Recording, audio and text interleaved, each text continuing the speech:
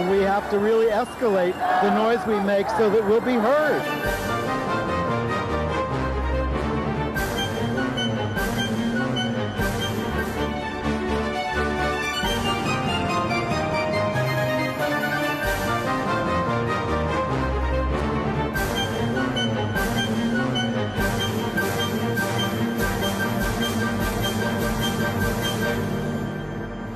Welcome to Gay USA. I'm Andy Hum. I'm Ann Northrup. And as state legislatures convene around the country, scores of anti-LGBT bills are being introduced, and some to protect LGBT rights. You could count those on the fingers of one hand.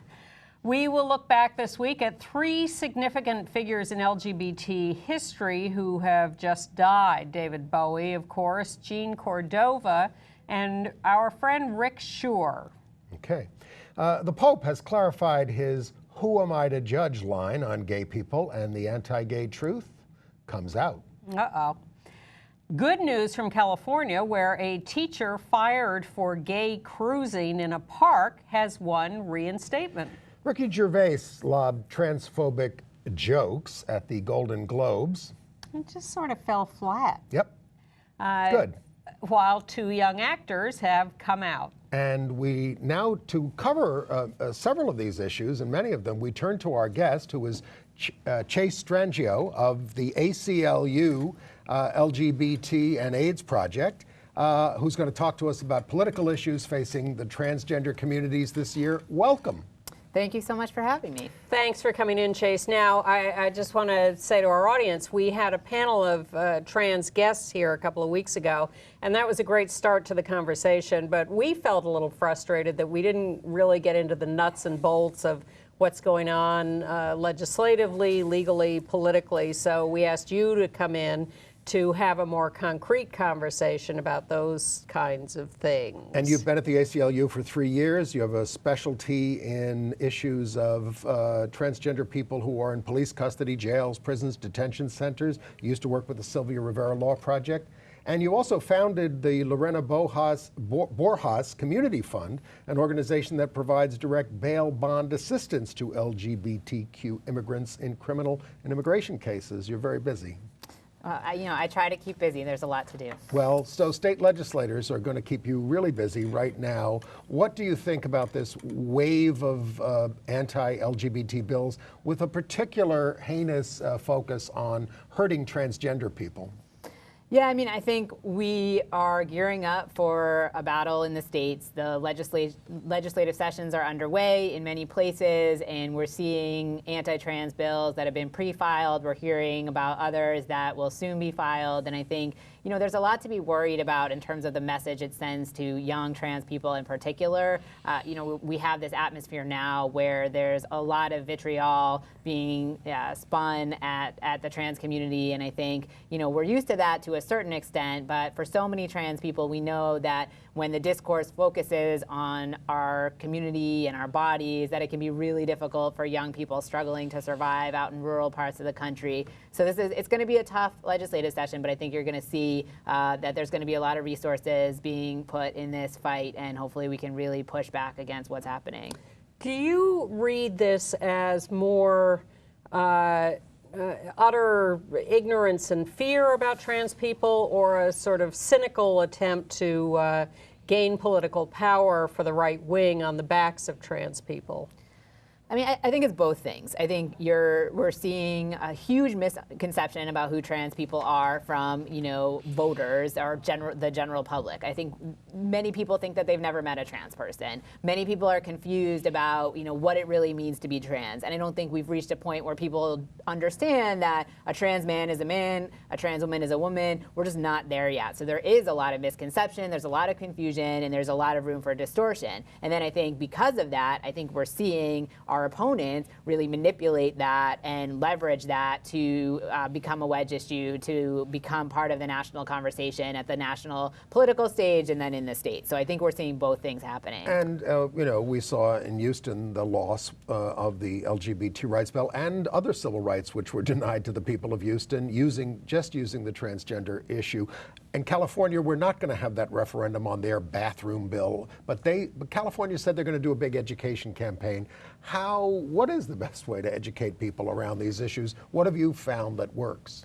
I mean, I absolutely think that we just can't shy away from it anymore. I mean, the reality is that we need to push trans people front and center. We need people to see trans people and their families and their friends and their coworkers telling their stories. I think for so long we were afraid to engage on bathrooms. We were afraid to engage even on trans issues. We were afraid to put trans spokespeople out in the same way that we clearly need to moving forward. And so this education is going to have to be an education that really shows the world, the communities in this country, who trans people are. And I think we have to take the bathroom fear head on. We have to talk about who we are, what our bodies are, and really start to get people comfortable with trans people, because we're not going to win any non-discrimination fights, affirmative or defensive, if we don't get people comfortable with that. Are you more, last year we beat back the vast majority of these bills. Are you more or less confident about the same this year? I'm optimistic that we can continue to kill these measures that are just so blatantly aimed at harming trans people. A lot of them are student bills, so they're aimed directly at trans young people, which is devastating given the rates of suicide in the community, to think that the power structures are going to take a vulnerable population of young people and make them target of legislation and public conversations that really just interrogate and diminish who they are. So I think there's reason to be optimistic that we can fight back many of them. I think there are going to be a lot of them, and I think the lessons from Houston are that we can't be overconfident in sort of what we're able to do. We have to invest our time, our resources, our energy in sharing with the broader communities who trans people are, and I think that's going to be essential to fighting back these bills when they end up going to a vote. So have phenomena like Caitlyn Jenner or, let's see, I made a list. Jazz Jennings, Transparent, have those made a difference, do you think? And how do you find in your own life that you interact with people educationally? Do you have to come out to people? What kinds of conversations ensue? Where are we on that sort of public education level? I mean, I think that visibility is critical. And so, from Caitlyn Jenner to Laverne Cox to Janet Mock, these figures being out there in public, claiming their trans identities, talking about themselves as trans, and living their lives makes a huge difference. I think that, in the year that we sort of saw Laverne Cox and Janet Mock sort of take the national stage and do incredible work, bringing to light the harms that trans women of color experience, particularly Black trans women, I think that was transformative and did have a huge impact on the comfort level with trans people. And then Caitlyn Jenner added to that. I think for me personally as a trans person, I am in a position where I'm able to come out as trans. I'm able to have conversations with people. I'm able to normalize my experience, talk about my family, and I think those things really do help move the conversation. Of course, for so many other trans people, they're experiencing so much more violence. They're marginally housed. They're living on the streets. They're experiencing police violence. And so it can seem like visibility is a very empty, shift, because if visibility isn't changing the material conditions that people are living under, it's not gonna, feel like it's causing great bit of change. And so what we need is to take the visibility, leverage the visibility, and use that visibility to really change the material conditions that people are living under. And yet, even here in New York, where supposedly liberal people are running things in the, even in the criminal justice system, DAs, police, et cetera, walking while transgender is still a major crime. I work with New Alternatives for Homeless LGBT Youth. The trans kids constantly getting arrested just for walking down the street, arrested and accused of being sex workers, whether they are or not, et cetera. How are we going to turn that around?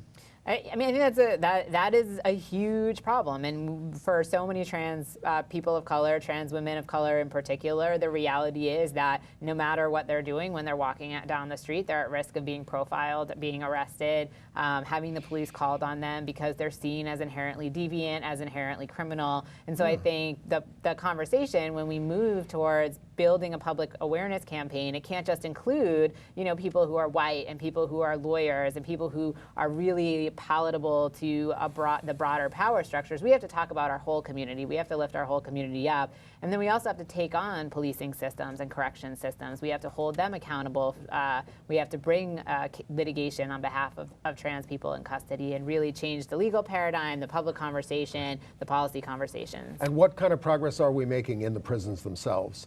Well, can we talk about Yes. one particular person in prison, and that is Chelsea Manning, who is the epitome of controversial within the trans community, where some see her as a hero and whistleblower in her publicizing Army documents, and others see her as a traitor, and you are representing her in her attempt to get medical care in prison. Talk about Chelsea. How's she doing? So, you know, Chelsea is an amazing, resilient person who has, you know, an unbelievable amount of vision and inner strength for, you know, someone as young as she is, for someone in as vulnerable of circumstances that she is. So one thing about Chelsea is that I'm always impressed with her ability to sort of see the bigger picture, to try to push the conversation, to use her own fight to bring attention to the struggles that others are facing. So right now, Chelsea is serving her 35-year sentence of her court-martial conviction. Her case is currently on appeal, and she's being held in Fort Leavenworth, Kansas, at the disciplinary barracks there. When the ACLU started representing Chelsea in her case against the Department of Defense for their failure to treat her diagnosed gender dysphoria, we sued them in the fall of 2014 to get her access to hormones and grooming items consistent with her female identity. We were successful in getting her access to hormones, and she started hormone therapy in February of 2015, but we're currently litigating against the Department of Defense because they forcibly cut her hair consistent with male standards and won't let her follow the rules for female military prisoners. Even though they recognize that she's female, they are continuing to subject her to that. Why is that happening when the federal government seems, at least the Justice Department seems to be or the Education Department seems to be taking a very aggressive stance on behalf of trans students and about their integration into school life, et cetera? Why is the federal government being so bad about this in the prisons? You know, what we're seeing from the federal government is very strong positions that discrimination against trans people is sex discrimination that is prohibited under Title IX, under Title VII, under the Constitution. And so it is frustrating that for Chelsea there seems to be an exception for prisoners. We're not seeing in any way close to that level of robust defense. But it's also true that for prisoners the struggles are always more difficult. You know, certainly in the Bureau of Prisons, which is also run by the federal government, we're seeing horrible treatment of transgender individuals in custody. And so there really is a lot of work to be done. We are using in our case on behalf of Chelsea Manning some of the federal government's more progressive statements to try to show why she should be treated equally. And so we have an equal protection claim on her behalf, arguing that refusing to treat her as a woman is sex discrimination and consistent with the clear law that establishes that discrimination against trans people is sex discrimination. This should also be considered And that is way. the position of the federal government. It's the position of the EEOC that discrimination against transgender people is sex discrimination. So talk to our transgender viewers and others who are friends and lovers of them about what they can do if they experience discrimination under existing law, whether or not they've got a local law protecting them. Yeah, I mean, we're in a complicated but exciting time because we still need explicit protections. We still need the law to say that you cannot discriminate against people because they're trans or because they're gay. We need those protections. But at the same time, we also want to use the protections that do exist, the explicit protections that exist right now. And so that includes prohibitions on sex discrimination in employment and prohibitions on sex discrimination in education. And so we are encouraging people to, contact us and other groups if they've experienced employment discrimination, if they're being discriminated against in school, because there are protections for sex. And, when you're discriminating against a transgender person, that is sex discrimination according to the federal government under those existing laws. So explain just so people aren't confused, why we still do need the explicit legislative protection as opposed to the interpretations of the civil rights laws. Well, there's a number of reasons why we need the federal legislation. I mean, the first, most clear reason is that the existing laws don't cover public accommodations. So there are no sex protections for public accommodations right now. So in order to have any protections for people in public accommodations in states that don't have local laws, we need federal protections that explicitly cover sex and that explicitly cover trans people and LGBT people. The other, even in laws that do cover sex discrimination, there's always, the argument being put out on the other side that it doesn't include trans people. So clarity is important for making it clear that, trans people are covered under our federal laws prohibiting discrimination. And right now, we believe it's clear. The federal government believes it's clear that trans people are included, but it's less clear, in the case law at least, that LGBT people are included. And so in some respects, we're seeing more development on behalf of trans people under the existing sex discrimination jurisprudence than for LGBT people. And so what we really need is explicit protections for everyone. And then, of course, it sends an important message when you have enumerated protections under federal law. It sends the message that you're fully part of the social fabric of public life, that you are protected, that you are recognized as who you are. And so we want to continue to explicitly honor and recognize that LGBT people in this country should not be experiencing discrimination, that we don't accept discrimination by private or public actors. And what are some of the most important cases that you're working on right now that you can tell us about? I continue to feel that the case on behalf of Chelsea Manning is critically important. The ACLU also has a case on behalf of a transgender student, Gavin Grimm from Virginia, who is just trying to be able to use the bathroom. And he had the school board take a vote over basically his rights, determining whether or not he had to be segregated from the other boys at school. And the board heard testimony from all sorts of members of the community about what a freak he was and how it was, thousands of normal people against one freak. And he just stood there listening to all that testimony, standing up for who he was. The school board voted against him and instituted a policy that prohibited him from using the bathroom that accords with his male gender. We filed a lawsuit in district court in Virginia arguing that the school's policy violated Title IX's prohibition on sex discrimination, as well as the Constitution, the equal protection guarantees. We lost that case at the district court, and that case is now on appeal. So that's going to have huge implications for the trans student battles going on across the country, and that case is going to be heard at the end of the month. I was heartened to see a recent survey of Florida counties that have non-discrimination laws that followed up with local police departments and prosecutors and everybody and asked whether there had been any instances, any arrests, any prosecutions of people for taking advantage, in quotes, of the non-discrimination laws to attack women in ladies' rooms or anything. And there was not one single case of anything, and I think that's been replicated across the country. Is that your experience in your knowledge of what's happened when these laws have actually been accomplished?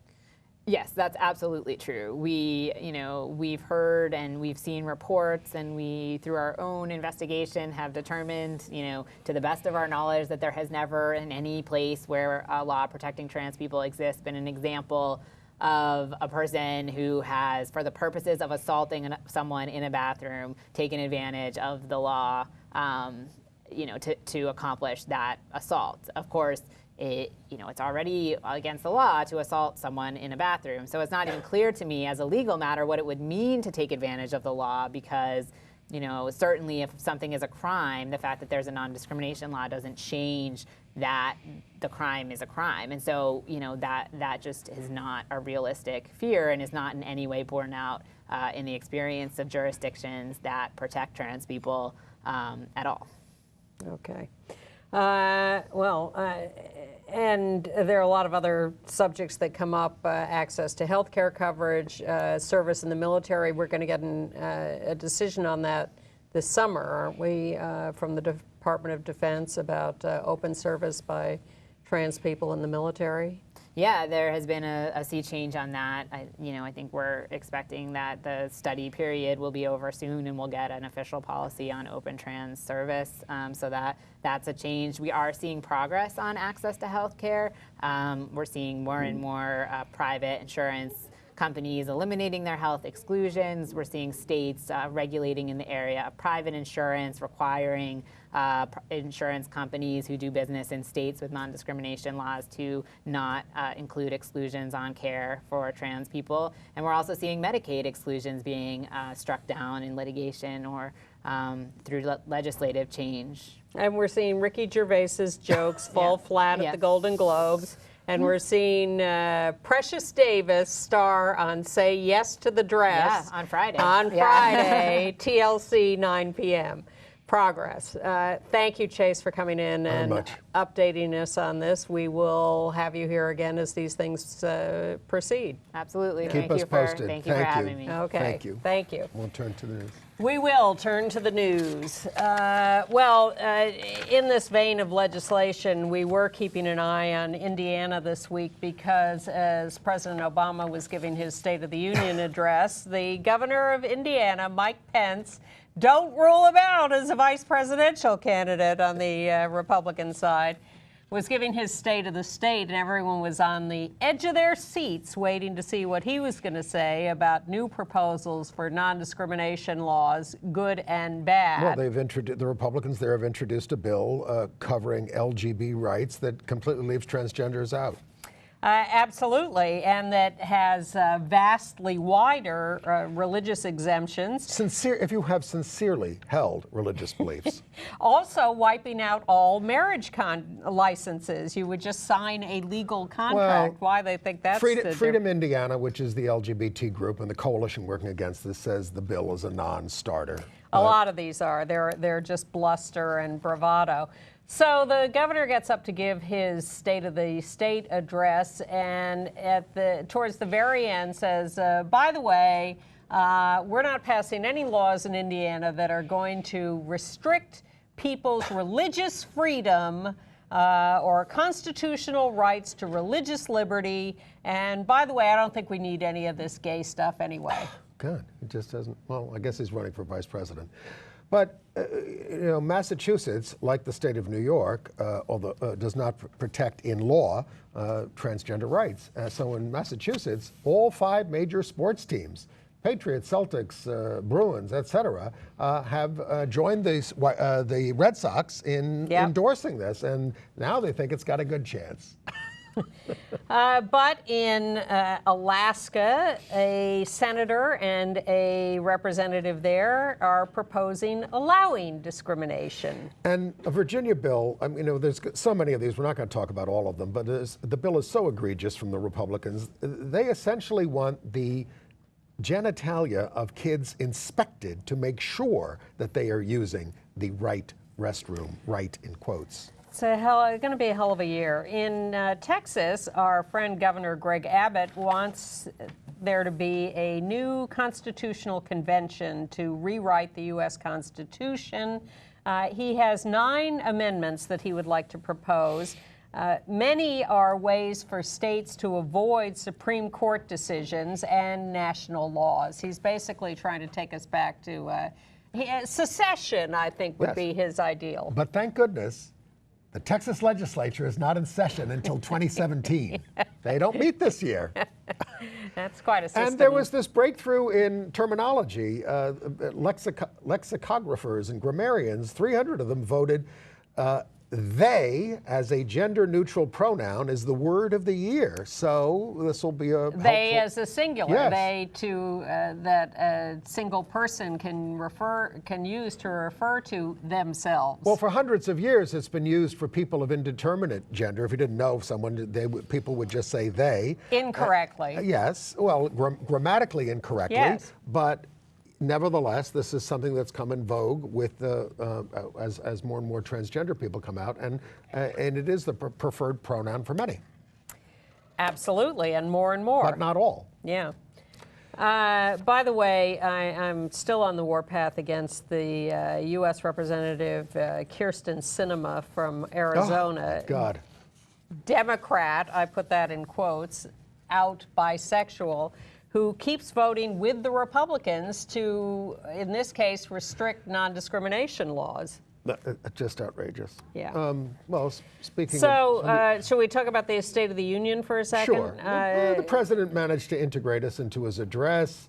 He talked about how we secured the freedom in every state to marry the person we love. We're on track to end the scourge of HIV/AIDS. He mentioned more about that in AIDS news. That was disingenuous. Son coming out to his father and a father accepting him, and he talked about gays and straights in his litany of things. So he didn't mention transgender explicitly this year. No, and the coming out thing was a little vague and obscure. He did have the marriage plaintiff in the Supreme Court case, Jim Obergefell, in Michelle Obama's box. And Ryan Reyes, who was the survivor of the San Bernardino victim, Daniel Kaufman, who has become a spokesperson for religious tolerance, who was touched by the way his Muslim neighbors came up to him after all this and at risk to themselves and ministered to him. Yes, they're lovely pictures of them embracing him. He said essentially what the president said, which is that if we ostracize people, they can't help us. And of course, the right wing invited Kim Davis to sit upstairs. Yes, well, it was interesting because the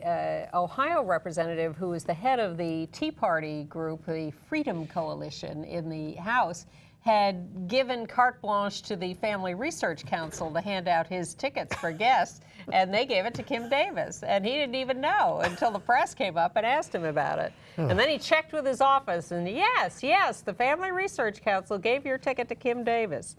The White House LGBT liaison, Aditi Hardiker, is leaving after a while on that job. She is joining Hillary Clinton's campaign.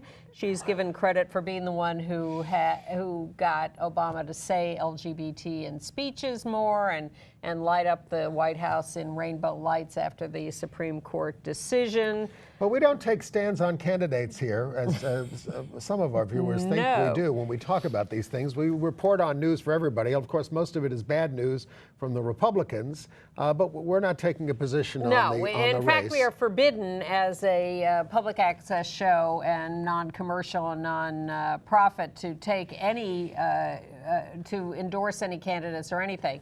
We gave you a website for Hillary a few weeks ago because she had issued an LGBT agenda, and we wanted to tell you where to find that. But we are not supporting anyone, and they're right to say that we have not paid full attention to some of the campaigns, particularly Bernie.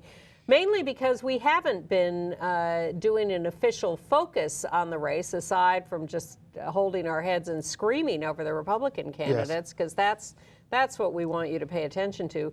Bernie said something this week that actually moved me, which was that he is a longtime supporter of LGBT rights. He was a little late on marriage, but a lot before Hillary. But what he said was, of course I support this, and I am all pro-LGBT rights, but I also have bigger fish to fry here, and there are big issues facing the country, and that is what I'm focusing on. Right. And I have no argument with that. No, and it was encouraging. People post a lot of things on Facebook. I was watching him as a member of the House the other day, attacking a congressman who used the term homo on the floor of the, and he took him on during that speech. So well, I do have a couple of Republican candidate updates. Marco Rubio, who tells us that his goal is eternity, and who took a lot of flack for wearing those Cuban-heeled boots, which no one is calling Cuban heels, except I know they're Cuban heels, and I looked it up to confirm But people were sort of mocking him like being a girly boy. Exactly. But Jeremy Peters, out gay reporter for the New York Times, was on the Chris Matthews Hardball show, and Chris was asking him about this, what's with these little boots? And Jeremy Peters says, yes, everybody's going after him and calling him feminine for wearing those boots, which is why today they put out some video of him tossing a football back and forth because they're trying to, wait, let me finish. At least he wasn't shooting someone. Wait, let me finish this. Yes, okay. So Jeremy Peters says they put out this tape of him throwing the football around because they're trying to butch him up. And Chris Matthews looks at Jeremy Peters like he has three heads and says, "Butch him up? Oh, I've never heard that before. What are you talking about? What does that mean?"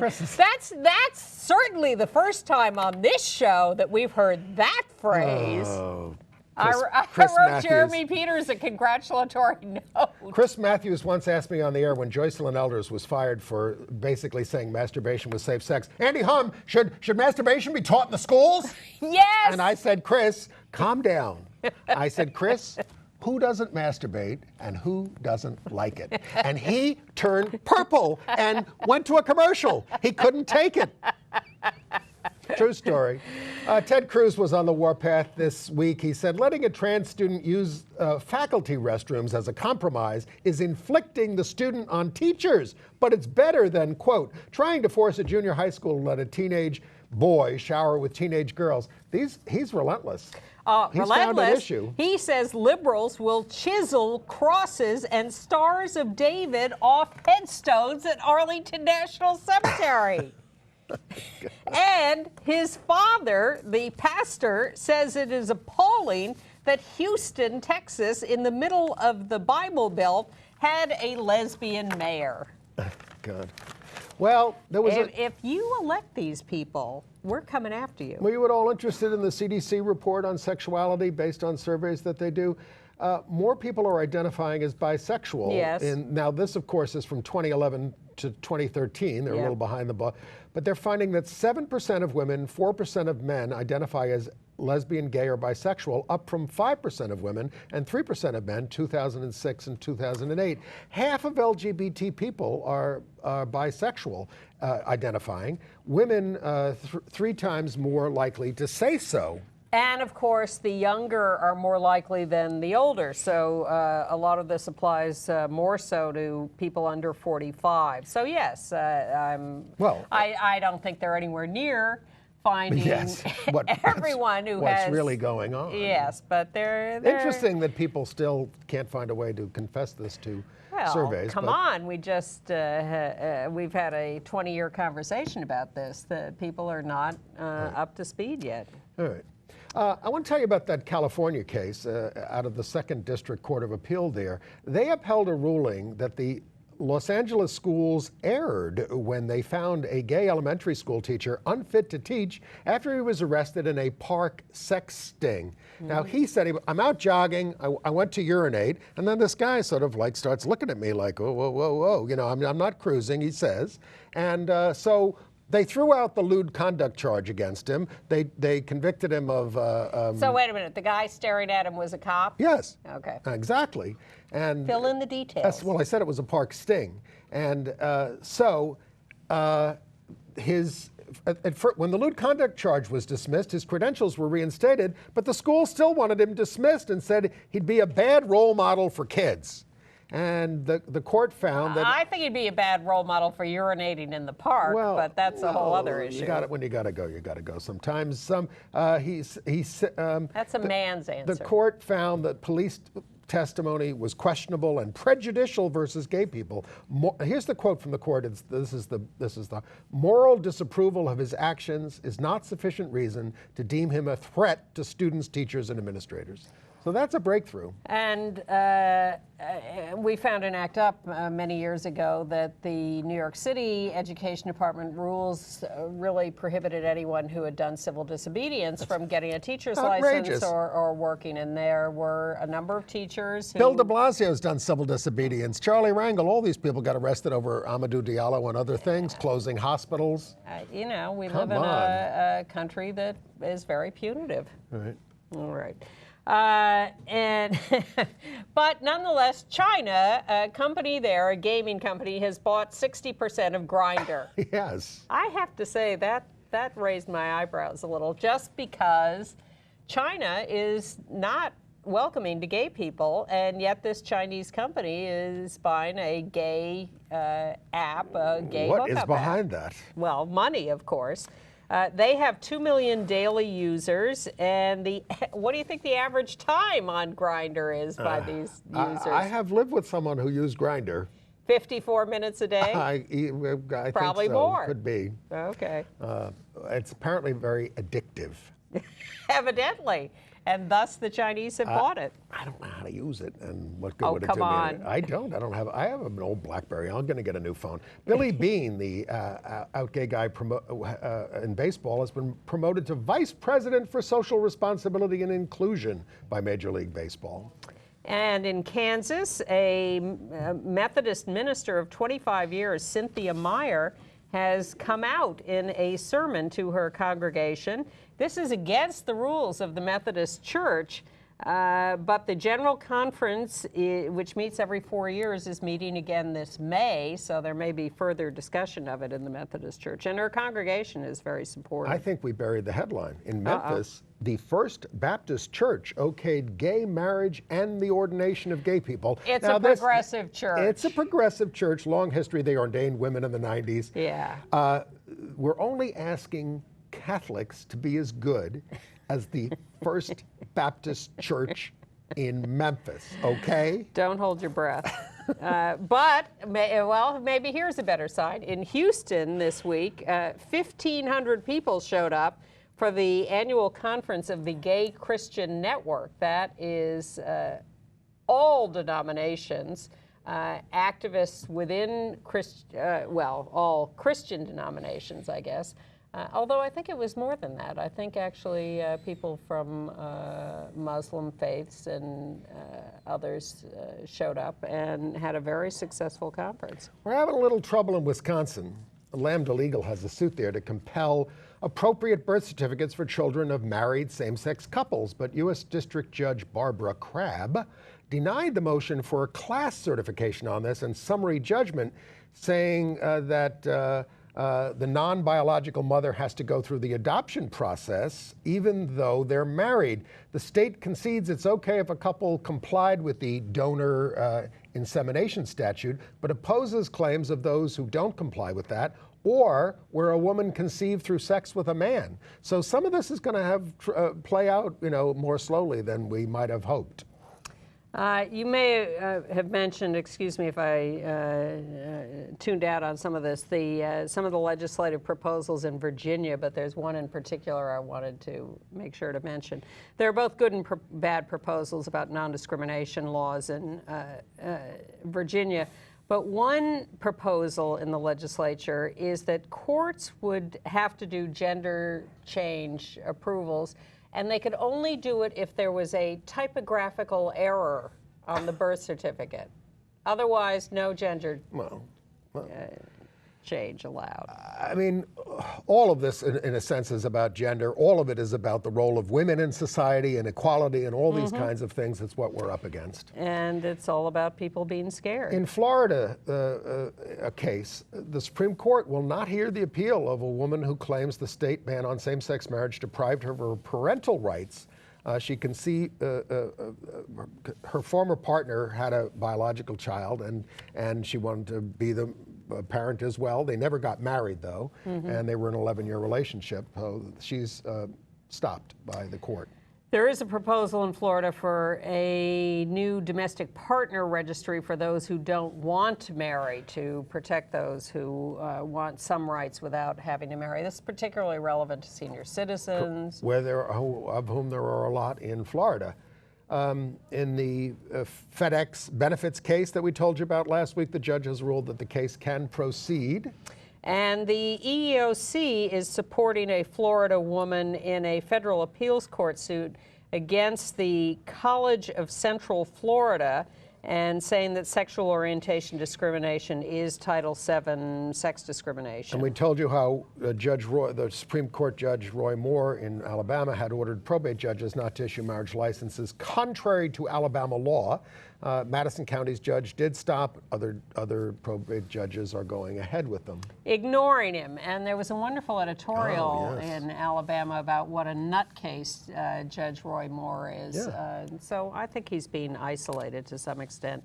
And you pointed out that I misspoke last week in discussing the Minnesota Baker marriage case. Yes. when we're discussing the death of Tim Campbell. Evidently, I said that Baker and his husband had been married in 1980. It was actually 1971. Yeah. My apologies. Right. But a Mormon leader says, God told us that married gay people are apostates. We prayed and debated over and over. We considered countless permutations and combinations of possible scenarios. In the end, God said, no.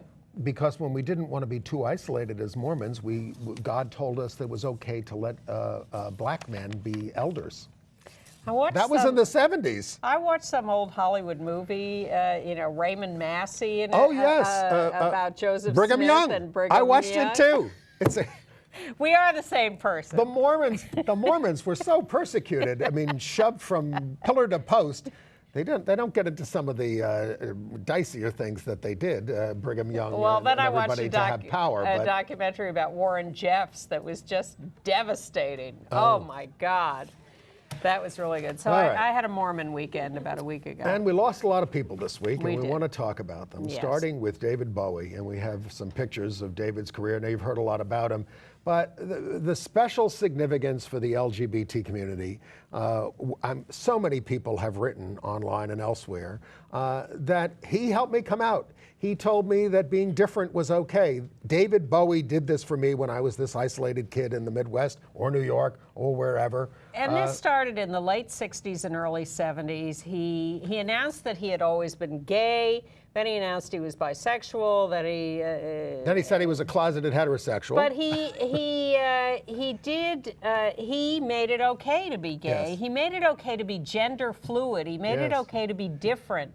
He made it okay to have a very different approach to the world, and he was a role model to performers, people. He was a real artist. He was. He reinvented himself constantly over the course of decades. Which most artists do not do. The Nation magazine said he was the apolitical insurrectionist who taught us how to rebel. He had, of course, some wonderful, legendary songs that addressed a lot of this, and including a song called "Raising a Child" in the early '70s about gay parenting. One of my favorite details is he rejected a knighthood. Oh, very nice. Good for him. But the sort of he was a Republican, small r. Don't confuse people. No. The seminal story, which I remember from 25 years ago, is when his first wife told Joan Rivers on her talk show that she had come home one morning, no telling what she was doing, and found David and Mick Jagger asleep in bed naked. Well, she also said that she met David because they were dating the same man. Yeah. But who knows? So there was a lot. The point is that it was the 70s. There was a lot of fluidity going on of gender and sex. He was a great inspiration to our associate producer, Bill Ballman. Let's see that picture. Yeah. That's Bill Ballman in his David Bowie inspiration days. There you go, Bill. There you go. Okay. So he lives on here at Gay USA. All right. We also lost the former chief judge of the state of New York, Judith Kaye. She was a great liberal lion. She banned the death penalty. She wrote the dissent in the 2006 same-sex marriage decision. She was confident the decision would be overturned and said, there are enough marriage licenses to go around. I was shocked to read that she had in fact been not approved by a bar association when she was first nominated. She's a brilliant jurist. Brilliant, totally progressive, just a wonderful human being and judge, and a great, great gift to the state. Very sorry to lose her.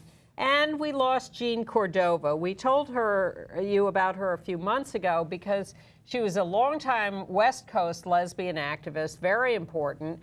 And she wrote about her impending death. From colon cancer. Yes, and also said that the money she had earned in real estate and a few other things, she was going to give to half of it to Estrella. $2 million.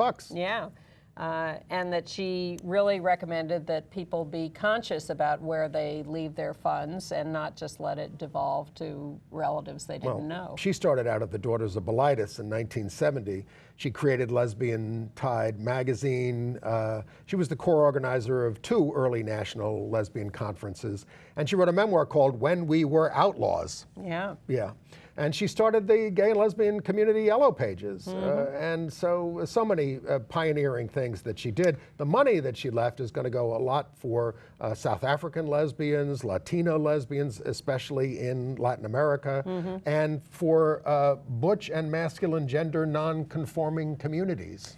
Well, speaking of outlaws, our great friend Rick Shore, known as Rick X, and host of the Closet Case show on public access, died this week too. Age of 62. Very shocked to read about this. That show, the Closet Case show, was so funny, but also so informative. He combined erotica with safe sex information. He lobbied so hard to actually do safe sex demonstrations on real people, showing condoms being put on penises.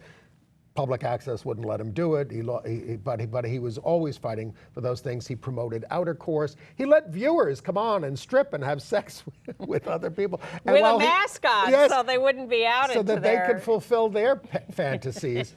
But he was also very politically involved and conscious. And, he helped bring David Geffen out of the closet when he interviewed the porn star Joey Stefano on his show and asked, who were some of your celebrity clients? And Joey Stefano says, David Geffen. And this is what kind of got the ball rolling around David Geffen. He also taught ESL at LaGuardia Community College for many years. He was very, very smart and very, 62. very funny and a wonderful, wonderful activist. Yeah. I just loved running into him and talking to him. And clever guy, smart guy. Very, very smart. And that's a real loss to our community here in New York. We'll miss you, Rick. And not deceased, but an important milestone this week. Author Edmund White has been named the 11th New York State author. What the hell does that mean? I don't know. It's nice to see the author of The Joy of Gay Sex, among other things, and they give become the New York State author. They give him $10,000. He goes around the state and does readings and a great talks novelist for a couple of years. And writer. Essayist. Wonderful. Yeah. And then this Florence King died. I had not been aware of her. She was a lesbian columnist for the National Review, not supportive of LGBT rights at all. Very cranky. But kind of funny in some cases, but nasty. Well, let's quote her funniest line that we totally agree with, where she said that, I've lost it here, but she said, "I've never understood why solitary confinement is considered punishment." We would agree with that. Well. Not really. No. Let's not be. No, we're not making a joke about being incarcerated at all. No, only about our own. Desire to be left alone sometimes. All right. International news? Well, yes. So the Pope's... In our final 10 minutes? All right, the Pope's new book came out, The Name of God is Mercy, and he tries to elaborate on his who am I to judge statement, but all he ends up saying is, we show these people mercy, we welcome them to confession, all this kind of stuff, so it's not about embracing gay people as who we are or affirming us. No, it's all about hating the sin and loving the sinner, and you can get over it and apologize too. Terrible. Malawi, the president will not enforce their sodomy law and wants to protect gay rights. There's a nice piece of good news. And in Guyana, the president, David Granger, says respect for the rights of any adult to engage in practices not harmful to others is okay.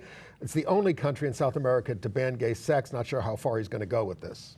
And we love this news from Chile, where the government has told doctors to stop performing unnecessary normalization treatments, meaning surgery, on intersex children. And this is actually an international standard declared by the UN, but people are coming along slowly on that. And in Jamaica, the Teachers Association there says it can't call on guidance counselors to be better trained to deal with gay students because buggery is against the law. It's terrible. In Slovenia, where the public just voted down a marriage law, a local newspaper named a gay dentist and marriage activist as the person of the year because he and his partner helped, they were on vacation in Lesbos, Greece, saw all these refugees and got totally involved in helping them, went home, went back to Lesbos, have been enormously helpful with refugees. Okay. In the FIFA, the International Soccer Association, which is under total attack for corruption and all their officials are being prosecuted, fined Argentina, Chile, Mexico, Peru, and Uruguay because they're fans of their national soccer teams are engaging in insulting and discriminatory anti-gay chants at these games. And that Polish priest at the Vatican who came out earlier this year, Father Krzysztof, said, you know, how the Vatican condemns gender ideology. He says, I was there. Nobody even read it. They just condemned it. That's the way they operate. Of course. What would you expect? Well. And an actor in China has been digitally erased from a TV reality show because he posted on Facebook about the Zhou Enlai book, that, the gay rumors. He's out. And they own Grindr. In AIDS news, Dr. Anthony Fauci said we have the tools to prevent more than 90% of HIV infections in the United States. He says PrEP is vastly underutilized, and a new study on PrEP says it's as safe as aspirin. You know, Fauci, I think he's been ineffective for years. I'm sick of him. And Obama, in his State of the Union speech, we can end AIDS. Well, only if you appropriate the funds to do so, to give treatment to everyone who needs it, and only if you stop passing things like the Trans-Pacific Partnership Bill, but that do nothing but prop up the pharmaceutical company prices. And when you do have nice benefits like housing for people with AIDS, as we do in New York, please check and see if everybody on the list is still alive, because 23 people with AIDS who died were still getting the subsidies. I don't know who was getting them. And Charlie Sheen is a mess. Two-part show on Dr. Oz. Charlie Sheen is chasing the cure, chasing it down dark alleys in Mexico. He went off his very effective meds that had him at undetectable viral loads, and instead went to this Mexico doctor who promised him a cure and is a total quack. And guess what? Charlie's viral load reappeared. We appreciate. He's back on his meds. We appreciate now. Celebrities being out and everything, but if you want the real deal, you're still going to have to tune into Gay USA. New York State has opened 8 medical marijuana dispensaries, but pills. All you get is a pill, or oil or something. It's not. You can't smoke it. No, and it has to be 1,000 feet from schools and churches. Liquor stores only 200 feet from schools and churches. Entertainment news. Yeah. Golden Globes, transphobic jokes from Ricky Gervais. And no big LGBT winners that I could see. No. But the new entertainment chair of CBS is an out gay man, Glenn Geller, who says he's just a gay guy from Indiana who doesn't play basketball. I wish he'd talk to the governor of Indiana. And I want to normalize my diversity, he says. And by the way, NBC's entertainment chief, Bob Greenblatt, came out in 2011. Yes. So we own everything. And a couple other people came out. This young man from Teen Wolf and Desperate Housewives, Charlie Carver, came out. He said, I self-identify as gay. Does that really matter anymore? But he's grateful for those who came out before him. As well, he should be. I thought we had a picture of him. And he's so glad that the entertainment business has changed. We do. Do we have a? And he said his twin brother Max is not gay. Do we have time for, how much more news do you have? No, go ahead. Should we show a little? Amanda Stenberg from the Hunger Games, 17 years old, came out in a Teen Vogue interview. And if we can run the video, we'd like to. Run the video.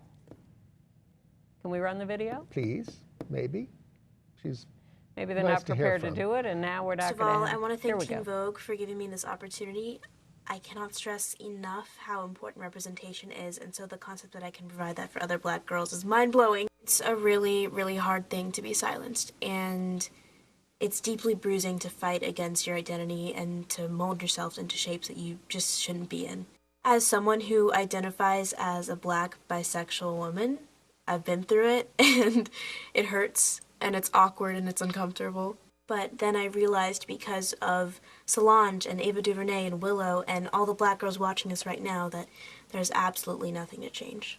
We cannot be suppressed. We are meant to express our joy and our love and our tears and be big and bold and definitely not easy to swallow.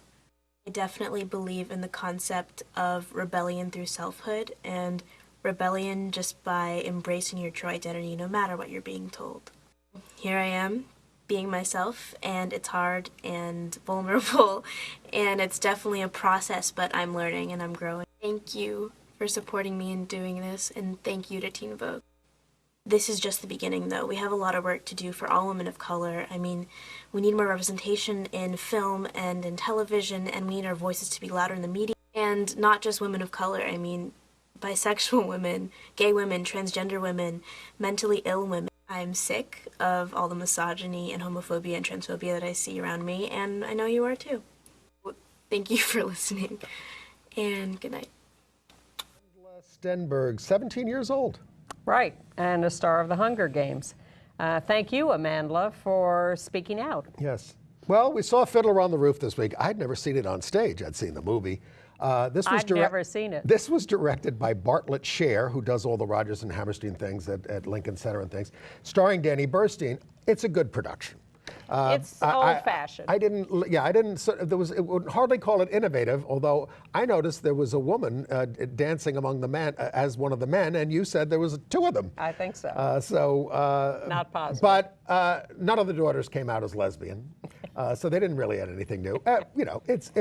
It's an old-fashioned show. Yes. It's gotten rave reviews. I actually sat through the whole thing, which, as you know, is revolutionary for me. But in the end, I thought I could have left after the first 10 minutes because what I really loved is the song Tradition. Tradition! And that's a great production number, but it leads off the show. And while there are other great numbers in the show, that was the one that really did it for me. All right. And then we had a fight with someone in the row who was using their cell phone in the middle. Oh, my goodness. Well, others were taking care of him. I didn't have to this time. Yeah. It's a group effort. The Real O'Neills, which is based on Dan Savage's Growing Up, debuts in March. The producer wanted a gay actor to play Kenny, the gay kid, and he got one in 21-year-old Noah Galvin, who is an advocate for LGBT rights as well. But the law forbade them from asking the kids if they were the actors if they were gay, because there's a non-discrimination law. Exactly. So you can't ask about age. He said, I overheard a conversation about him coming out to his dad. So I mean, you know. But did that influence me? He was the best choice for the role. Chris Hughes, the out gay publisher of The New Republic, is trying to sell it after 4 years of turmoil that he inflicted on the publication. Someone really went after him and said, well, you run it in the ground and now you want to dump it instead of hanging around to try to rescue it. A busy week. What's on this week? Well, I just want to thank the viewer who sent us an anonymous note saying Donald Trump suffers from affluenza. He would never understand or help humanity. I do agree with that. That is correct. We need human beings in public office. That would help. Okay, well, we'll work on that over the next week and tell you how we do. And we'll watch the next Republican debate tomorrow night, which will be before you see this, but we're going to see it after we do this. It's that old taping schedule. Right. But we'll be back next week. Thanks for watching. Yes, and we will see you. And thanks for Chase Strangio being with us this week. And thanks for understanding that we don't endorse presidential candidates, but we will try to keep an eye on all of them. We do have our opinions, but we keep them to ourselves on the show. Well, not really, but technically, yes. We'll see you next week. Bye-bye.